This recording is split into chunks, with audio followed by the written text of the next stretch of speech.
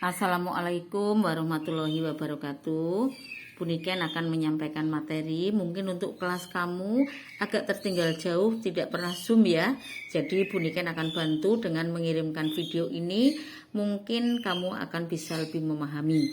Ini materi yang pertama, perpangkatan dan bentuk akar.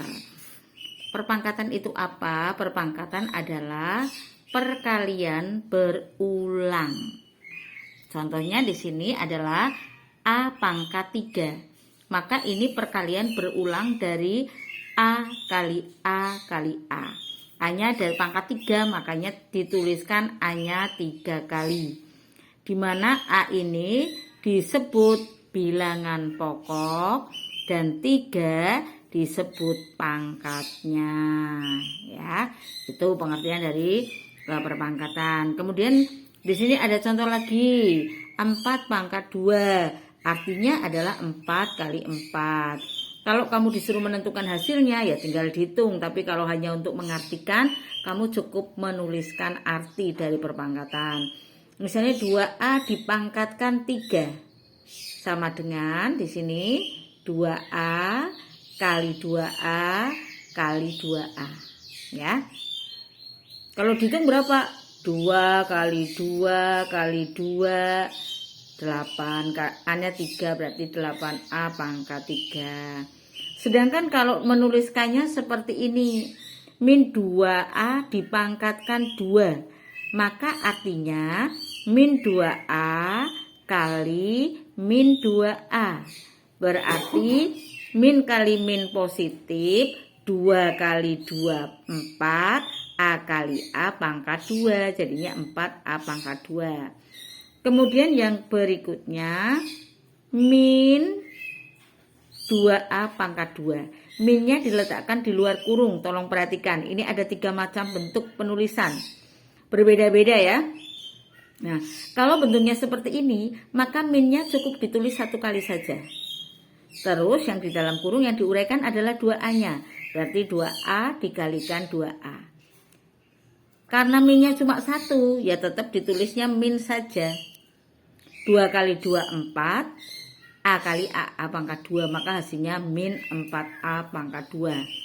Nah, dari contoh soal yang Buniken berikan, maka dapat disimpulkan bahwa bilangan negatif, ini negatif ya, kurang ini harusnya bilangan negatif dipangkatkan genap, maka hasilnya positif. Maksudnya apa? Ini loh, kalau misalnya tadi pangkatnya genap tuh berapa? 2, 4, 6, 8. Untuk bentuk-bentuk seperti ini, kalau pangkatnya dia genap, pasti hasilnya selalu positif. Tapi jika pangkatnya bilangan ganjil, misalnya ini pangkatnya 3, 5, dan sebagainya, nanti hasilnya akan selalu negatif. Maka pernyataan yang kedua, bilangan negatif dipangkatkan ganjil, hasilnya negatif. Ya, ini catatan yang paling penting sehingga nanti kalau kita belajar selanjutnya sudah punya dasar. Baik, kemudian yang kedua, sifat-sifat perpangkatan. Yang pertama, misalnya ada perkalian bilangan berpangkat. Contohnya A pangkat 3 dikali A pangkat 2 dikali A pangkat 3. Kalau ada bilangan berpangkat yang bilangan pokoknya sama, ini kan sama loh. Ini dengan ini sama.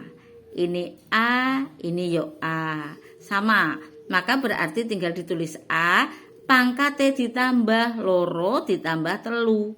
Nah, jadi 2 ditambah 3 sama dengan A pangkat 5. Jadi disimpulkan kalau ada A pangkat M dikalikan A pangkat N, ini bilangan pokoknya sama, maka kamu cukup menjumlahkan pangkatnya saja. Di sini sudah ada tulisannya, Buniken tuliskan. Bilangan berpangkat dengan bilangan pokok sama dikalikan, maka pangkatnya dijumlahkan. Ini catatan penting ya. Kemudian nomor 2, ini nomor 2 lagi. 2 pangkat 3 dikali 2 pangkat 4. Ini bilangan pokoknya sama. maka ini tetap 2, pangkatnya yang ditambah. 3 tambah 4, jadi sama dengan 2 pangkat 7. Nah, sekarang Bu Niken punya soal nomor 3, 4, 5, 6. Silakan dicoba, tidak usah dicari hasilnya, tapi yang penting kamu bisa tahu maksudnya ya. Silakan dicoba, ini untuk sifat perkalian.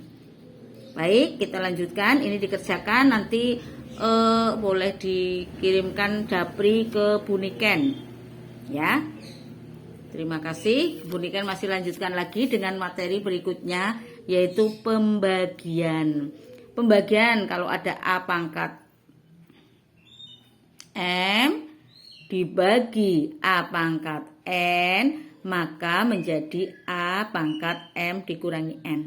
Kalau dikalikan tadi dijumlah, kalau dibagi dia harus dikurangi. Ya, di kanannya sudah ada catatan. Bilangan pokok sama dalam pembagian, maka pangkatnya dikurangi. Ya, tuh lihat. Tuh, kena banget toh. Loh, kena, ya kan? Nah, sekarang contoh.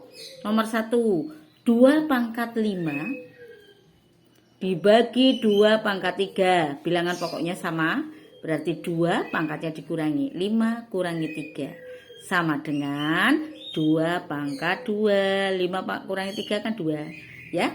Nah, kemudian untuk nomor 2, 3, dan 4 ini silakan dicoba. Nanti kalau bingung bertanya ya. Baik. Kalau terlalu cepat kasih tahu Bu Niken ya. Mungkin cukup, nanti kalau kamu misalnya kepingin lebih jelas diulangi lagi videonya. Ini nggak banyak kuota ya. Terima kasih atas perhatiannya.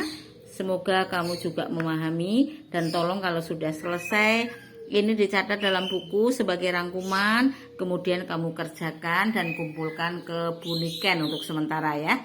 Terima kasih atas perhatiannya. Assalamualaikum warahmatullahi wabarakatuh.